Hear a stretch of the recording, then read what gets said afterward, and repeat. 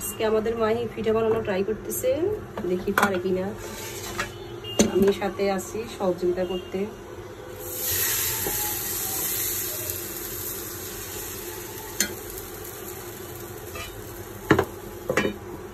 এই যে এখানে চালের গুঁড়ি, ডিম, চিনি, হালকা একটু লবণ দিয়ে গোলানো পাটিসাপটার মতো আর কি। তো আমরা এভাবে নর্মালি খাই, এখানে ক্ষীর দেওয়া হয় না।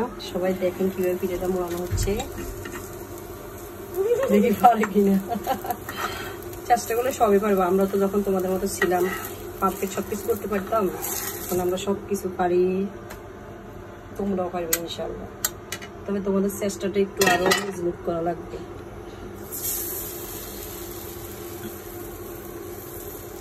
এটা গুঁড়াও তুমি অনেক পিঠা হয়েছে, এই পিঠাগুলো মজা আছে।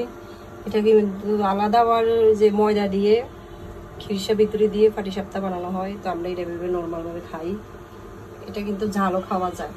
যে এখানে চিনির বদলে কাঁচামরিচ, ধনিয়া পাতা, হলুদ, ডিম, একটু জিরা টালা দিয়ে ঝাল খাওয়া যায়, একদম সস দিয়ে, খুবই মজা লাগে।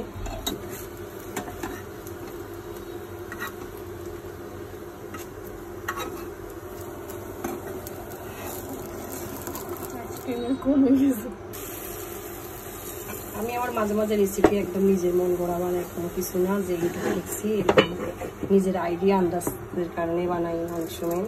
যেমন এই পিঠা কিন্তু আমি সবসময় এভাবে বানাই, ভিতরে কিছু দিই না, এই যে ভিতরটা খালি, খুব সফট মুলায়ম হয় দেখতে, খেতে খুব মজা।